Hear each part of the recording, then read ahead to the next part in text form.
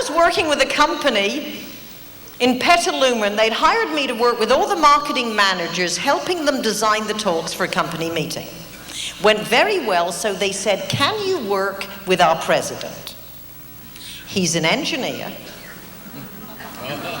He's not a good speaker. He hardly ever speaks. He's been here for 10 years. He's only been president for 8 months. They see him as a very supportive guy, but they don't see him as presidential. Also, although business was quite good last year, sales were flat. This is a sales meeting. A lot of the salespeople are new. Can you help him write a speech, make him look presidential, and you've got 3 hours? Well, I like a challenge as much as anyone else. So I asked a few questions about his background of his secretary. Remember, a key to connection is conversation. The secret of conversation is to ask questions, and the quality of the information you receive depends on the quality of your questions. So I met this gentleman, Barry, and I said, I know you don't know me, but you have to trust me. You're not very experienced, but I've been doing this for a long time.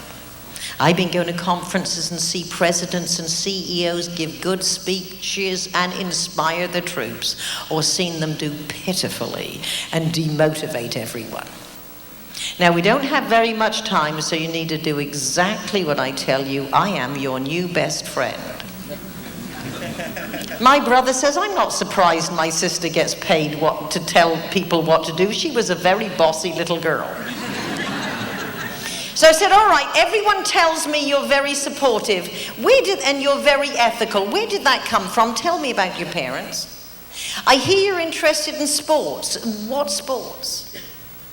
And out of his mouth he said, when I was 7 years old on the water polo team, because I was seen as a team player but also had leadership inclinations, they put me on the fast track for the Olympics. I said, you have to say that in your speech, because that proves you've been in training for that job since you were 7 years old. See, I don't write speeches for people. I ask them questions and pull their ideas out and help them organize them.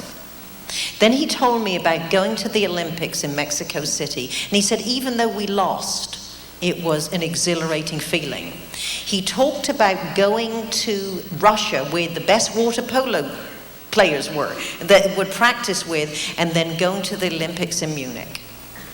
I maintain the best material of our speeches we never put in our talks. They are the stories that we regale our friends and family with over the dinner table. This man was not a good speaker, but he was telling me these beautifully crafted stories he'd been telling his kids and telling his dinner guests. So I said, what you need to do is, now he told me these stories across the table. I said, I want you to stand up, answer the questions people have in their mind. I said, what your employees are thinking is, where is he taking this company? How secure is my job? Sales were flat last year. What are we going to do this year? So I said, stand up, walk out and say, if I were you, I'd be wondering, who is this guy, Barry such and such, and where is he taking the company in the future? Before I tell you where I'm going, let me tell you where I came from. I said, you do the 2 sentences about your parents, you talk about being 7, and you tell these 3 marvelous stories. Can you see the first row in his speech? Because all I do is stand in the training room with a man who is not a good speaker, with the diagram you have in front of you on the wall. And I said, okay, this is your opening. This is, you answered the questions that they have of you, and these are the first 3 stories. Now, the next line is, this is how you upgrade headquarters. This is how you upgraded the products that you had problems with. Now you need to upgrade the salespeople. Yes, he said, that's right. But for the first 8 minutes of his speech, he is eloquent and elegant as he tells these stories he's told in conversation. So that builds his confidence. In his mind, he sees the diagram. And the last 3 sentences, I said, you want your salespeople to be business consultants? Yeah, that's right. Well, give them these questions to ask. Then he gave his speech twice. I gave him the tape. I said, go get your secretary to transcribe it. You're not going to read it, but you're going to look at it. You're going to underline what are the points of wisdom. You're going to find any repetitive words that you're going to edit it out so you can see it. And 10 days after I met with him, this man who was not a good speaker stood up and gave a talk with no notes that motivated his employees. That's the power of a structure, and that was the perfect formula for him. Where he came from, where they are, where are they going in the future? That was the last row without grading the salespeople. Then it stands to reason if you start at the beginning, you start in the middle. A logical way to outline a speech would be you start at the end. The end of the story, not the end of the speech.